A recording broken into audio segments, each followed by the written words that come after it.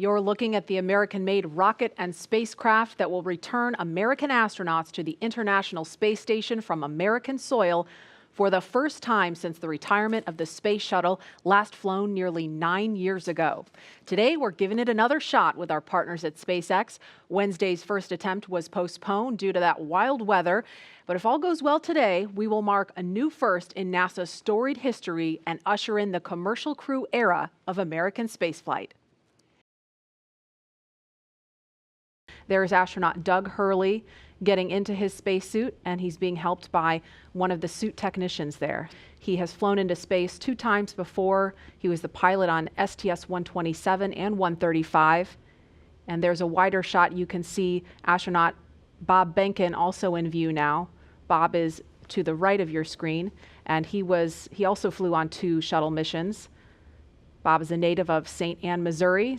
And Doug is from Appalachian, New York. He was born in Endicott, considers Appalachian his hometown. We can see now NASA Administrator Jim Bridenstine. He's talking to the crew, and it looks like Associate Administrator Jim Morehard is also in the room, standing to the right of your screen.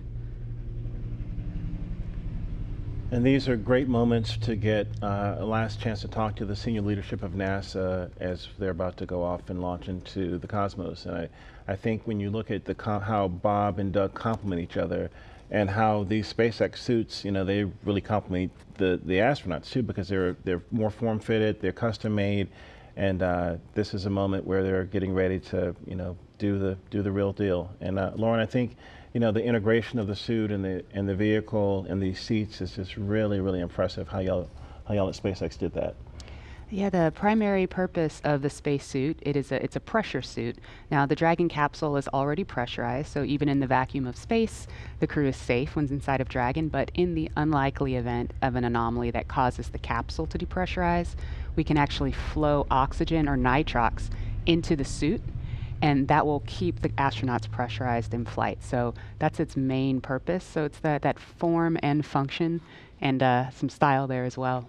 And for the kids out there that have 3D printers or have 3D printed, the actual helmets were made by 3D printing. So you could be a spacesuit designer yourself because you already have the skill set, and or fly in space one day if you wanted to.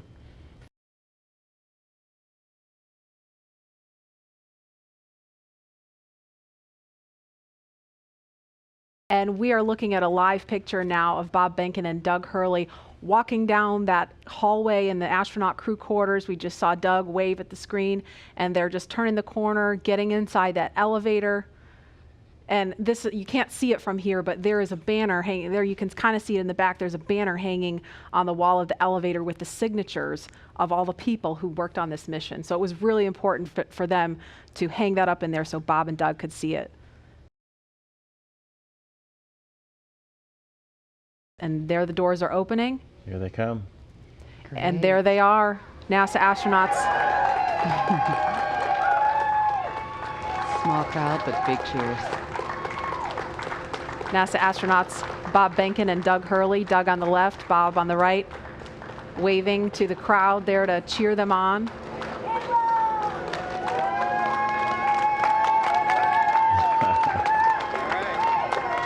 And there are their families right in front of them. The virtual hugs, a very special moment. Fist bumps. Are you going to be on good behavior? Are you going to listen to mommy and make her life easy? You can hear them. Ready? Let's light this candle, I agree. Launch America! Bye, guys.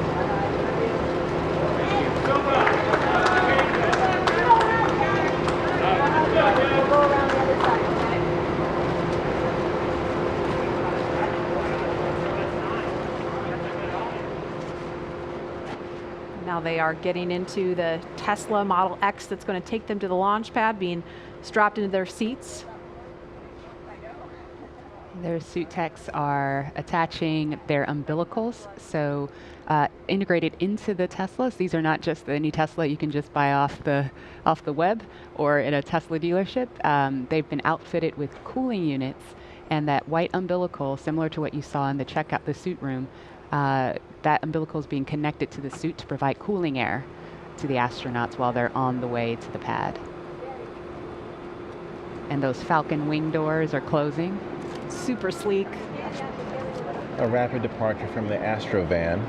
Yes, I would say so. And their flight surgeon is in the front seat in the passenger side, taking the journey along with them. As I mentioned last time, we always think about the technology and the rockets, but this is what it's all about, the families coming together, supporting the families, us working together as a team to ensure they get up there safely and back home safely for their families.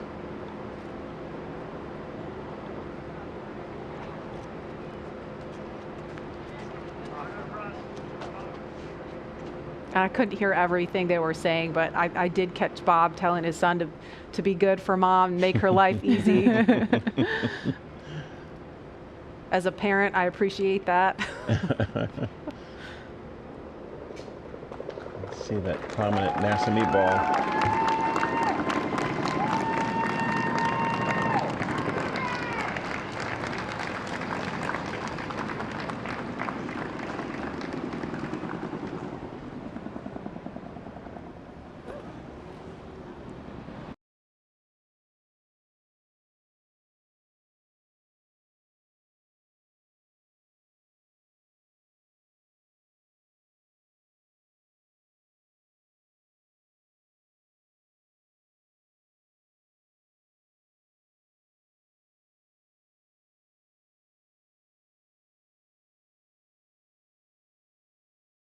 There's our hangar. We process Falcon Heavy in there. There are other boosters in that hangar as well. And the rocket and Dragon that is on the pad right now was put together, or rather finally integrated inside of that hangar and then rolled out to that pad to go up vertical. And there it is. That shot really gives you a sense of the scale of the Falcon 9 rocket. Those Teslas look teeny, teeny, tiny, making their way up there. Yeah, really cool watching the Teslas pull up, driving on the launch pad just a few feet away from the vehicle. This is awesome and getting really excited over here.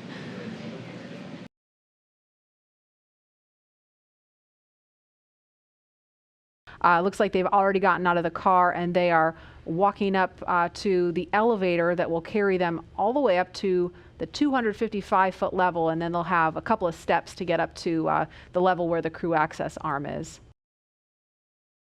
Core on countdown 1 at 2 hours 57 minutes. The crew has arrived at the pad on schedule. There they are, taken in the sight, craning to see the top of the Falcon 9 rocket. It's 230 feet tall if you round up, and then Crew Dragon is another 27 feet from the bottom of the trunk to the top of the nose cone. So when you're out there in person, it's really hard to describe just how large it is. Look at them getting excited. They're ready to get in the vehicle, get in the elevator, and make it to the top.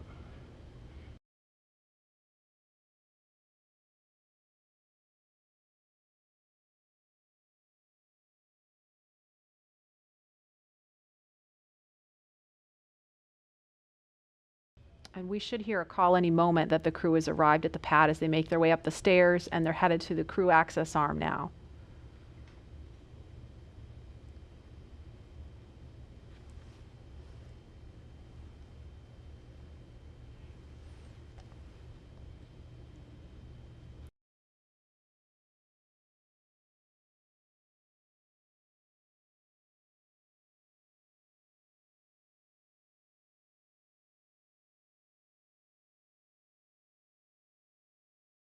So as you can see, they have already arrived at pad 39A, where Falcon 9 will lift off from at 3:22 p.m. Eastern time today.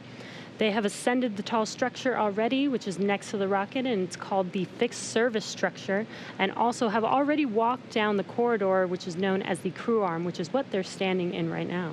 That's right. And as they prepare to board Dragon, they have this one final stop that they're standing in right now, and that's the White Room. The White Room is literally just the room at the end of the crew arm that has an opening into Dragon. It is the last place on planet Earth Bob and Doug are going to be standing before they step into Dragon for their ride to the International Space Station.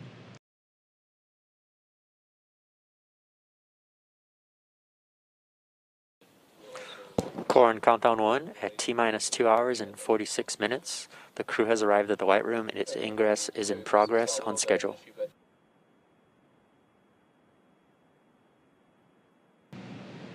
And as they climb into Dragon, they will buckle themselves in and attach their umbilicals to their suits. And as you can see, the suit techs are there to help them get buckled and settled into those seats.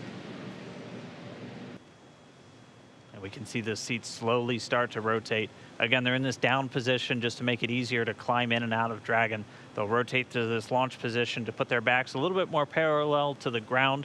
It makes taking the G-force a little bit easier for the crew on the way uphill, but most importantly, positions those touchscreens directly in front of them, which is just their gateway into Dragon. Dragon, SpaceX, seats are in the launch position.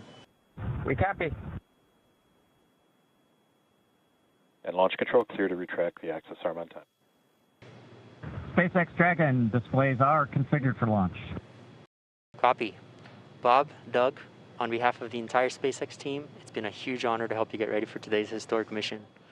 Know that we're with you, have an amazing flight, and enjoy those views of our beautiful planet. Thanks, Jay. It is absolutely our honor to be part of this huge effort to get the United States back in the launch business. We'll talk to you from orbit. Thank you.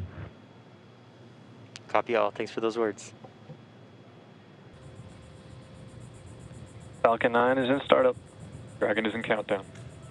FTS is armed for launch. Under a minute now, the FTS, the flight termination system, has been armed. Dragon, SpaceX, go for launch. SpaceX Dragon, we're go for launch. Let's light this candle.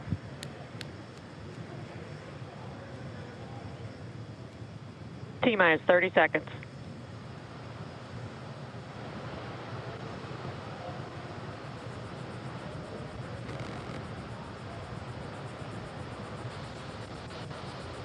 Stage 1 tanks pressing for flight. T-minus 15 seconds. 10, 9, 8, 7, 6, 5, 4, 3, 2, 1, 0. Ignition. Liftoff of the Falcon 9 and Crew Dragon. Go NASA, go SpaceX. Godspeed, Bob and Doug. America has launched. One Alpha. And so rises a new era of American spaceflight, Stage 1 and with it propulsion is the nominal. ambitions of a new generation continuing the dream. 20 seconds into flight, stage 1 propulsion is nominal.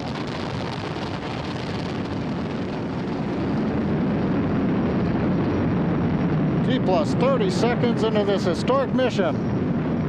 Flying crew on board Dragon and Falcon 9, and look at them go. Falcon power telemetry nominal. M1D throttle down. We're throttling down to get ready for the period of maximum dynamic pressure. We're in the throttle bucket. Reports say all systems are go. Vehicle is supersonic. We've exceeded Mach 1 on the Falcon 9. M1D throttle up. We're throttling Max Q. back up to full power as we're through Bravo. Max Q. Copy, 1 Bravo.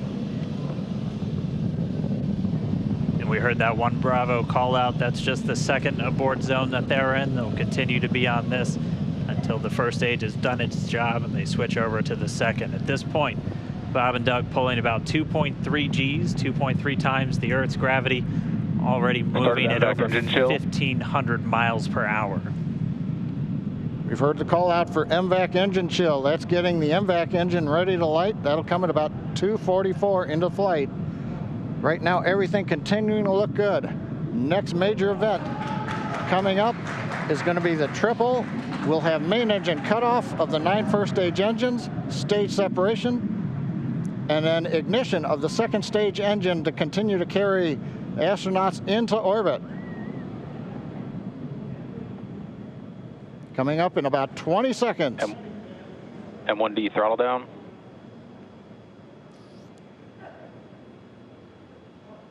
We heard we're throttling down the Merlin engines on the first stage.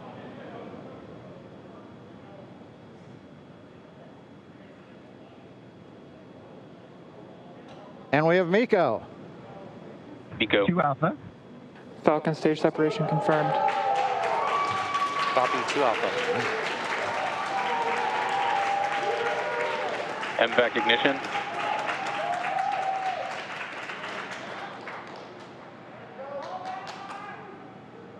All right, we have stage separation confirmed. The first stage beginning its flight back. The second stage being powered by that single Merlin 1D vacuum engine has ignited and is now carrying Bob and Doug into orbit. So they're going to continue under the power of this second stage. Stage 2 propulsion is nominal.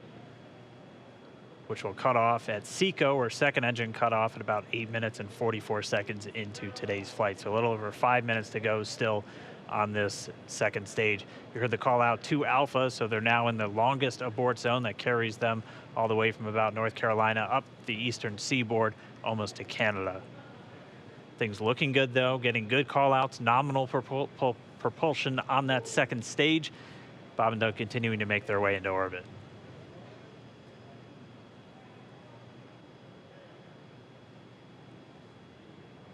Dragon SpaceX nominal trajectory.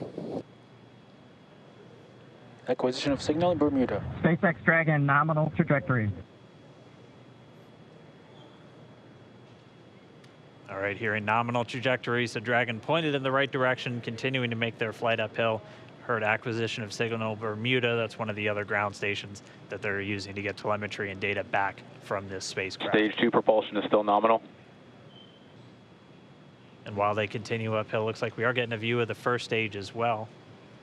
Yep, on your right screen, you can see that first stage with the grid fins deployed. It's making its way back to attempt to land on our drone ship, Of Course, I Still Love You Today. Stage 1 entry burn startup.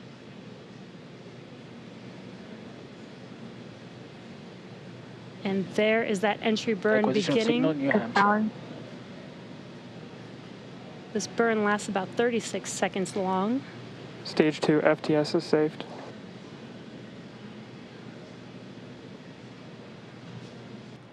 Now we are waiting for our first stage to make its way to our drone ship, Of Course I Still Love You. Dragon SpaceX nominal orbital insertion.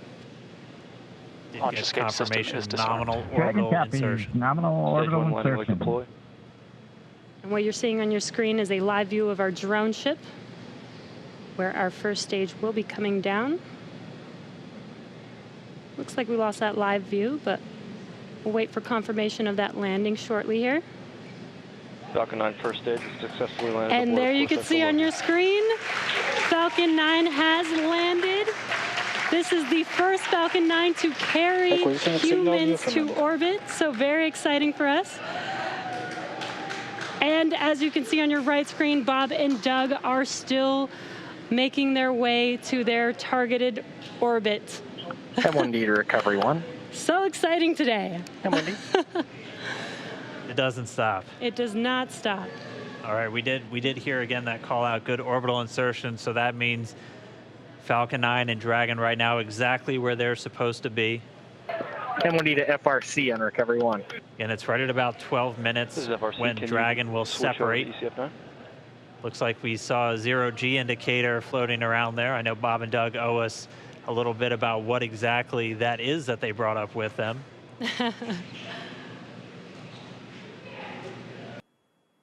Dragon separation confirmed.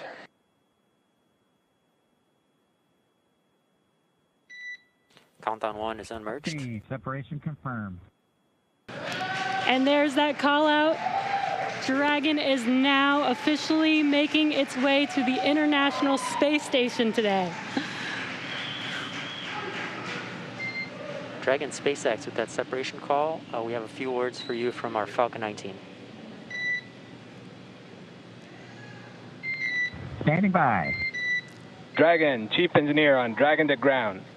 Bob Doug, on behalf of the entire launch team, thanks for flying with Falcon 9 today. We hope you enjoyed the ride and wish you a great mission.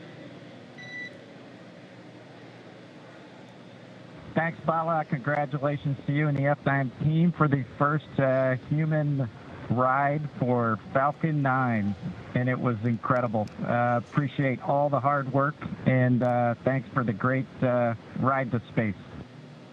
Copy all. Power and Mike, proud of you guys and the rest of the team.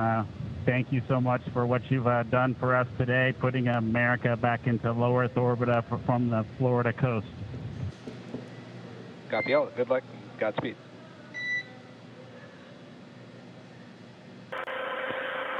Well, everyone, welcome aboard Dragon. My name is Doug. Next to me is Bob. You probably know him. We're so glad to be with you this evening and welcome you on board Dragon. Got a couple things we want to talk about first before we kind of show you around. The first is kind of a tradition we've had over the years with spacecraft going way back to the Mercury era. And then a tradition that's been carried on ever since with all our space vehicles, including the Soyuz. We're given the honor to name this capsule. I know most of you at SpaceX especially know it as Capsule 206, but I think all of us thought that we could maybe do a little bit better than that. So without further ado, we would like to welcome you aboard Capsule Endeavour. We chose Endeavour for a few reasons. One, because of this incredible endeavor NASA, SpaceX, and the United States has been on since the end of the shuttle program back in 2011. The other reason we named it Endeavour is a little more personal to Bob and I. We both had our first flights on Shuttle Endeavour, and it just meant so much to us to carry on that name. That's what we decided to go with. So we hope you enjoy that name, and once again, welcome on board. Well, good evening, everybody, and welcome aboard Endeavour, the SpaceX vehicle headed to the International Space Station. Today, we accomplished the first flight off the Florida coast in quite some time, and Doug and I were really proud to have an opportunity to be a part of that. We're doing it in a brand new spaceship, a spaceship that's a lot different than its namesake Endeavour, the space shuttle, in that it has touch display screens that allow us to accomplish most of the interfacing requirements that we have. We'll have Doug pans over and points at the display in front of me. You can see the forward view that we had during the maneuvers that we most recently did. You can look out the window. It looks like the centerline camera doesn't have a lot of content on it now. We're kind of pointed into space so that the windows can see the Earth below us. But we've got the capability to interface with the vehicle, and it's kind of interesting. There's a command. This little button over here is actually what the commands are for our displays. One thing that does get lost is there is a extensive button panel down below as well. So over on this side, we can turn the displays on and off, as well as send some commands for some contingency situations. On the other side, we have the ability to deploy chutes and things like that on entry. So we do have some buttons, but the primary interface is these displays. So nice, new, modern cockpit that we've got for our compared to our namesake, the Space Shuttle Endeavour. I'm going to migrate a little bit away from our seats here, and Doug from his seat is going to continue to try to follow me so you can tell what can be seen from the seat that he sits in.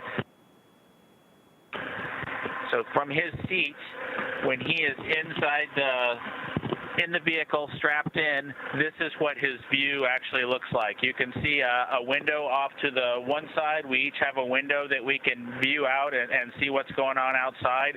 That was exciting on ascent for us to be able to see the arm rotate away from the pad, and that's when we both, I think, knew that we were going to launch today. So that was super cool.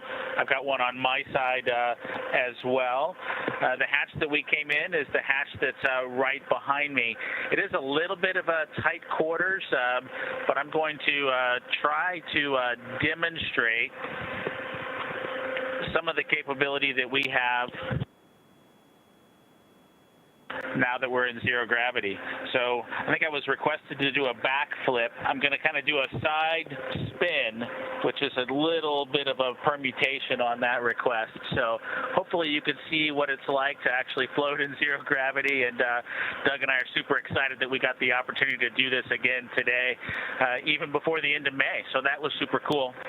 We did, it turns out, end up with one stowaway on board our vehicle when we launched today. It was not just Doug and I who accomplished the launch here. We do have an Apatosaurus aboard. We both have two boys who are super interested in dinosaurs. And we collected up all the dinosaurs between the two houses, and Trimmer, the Apatosaurus, got the vote from the boys to make the trip into space today with us. And so that was a super cool thing for us to get a chance to do for both of our sons, who I hope are super excited to see their toys floating around with us on board. I'm sure they would rather be here given the opportunity, but hopefully they're proud of this as well.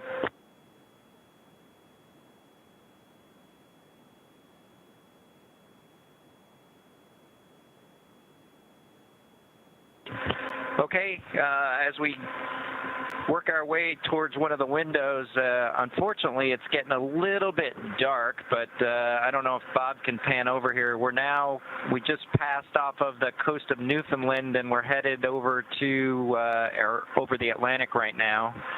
I don't know if you can get a good picture of that.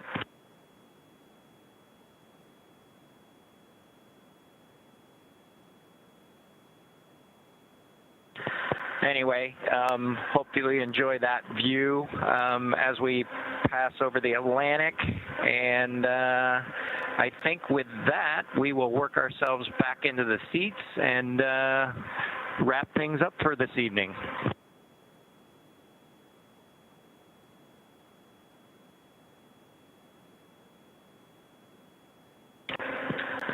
So Doug's there making a nice big smile for the camera. I hope you enjoyed the trip today with us on board the Dragon capsule Endeavour with our friend Trimmer, the Apatosaurus, and Doug and I. We just would like to thank SpaceX, we'd like to thank NASA, and we'd like to thank the American people for the opportunity today. And we're really proud of the entire team that was able to accomplish human spaceflight again from the Florida coast. Just a wonderful experience.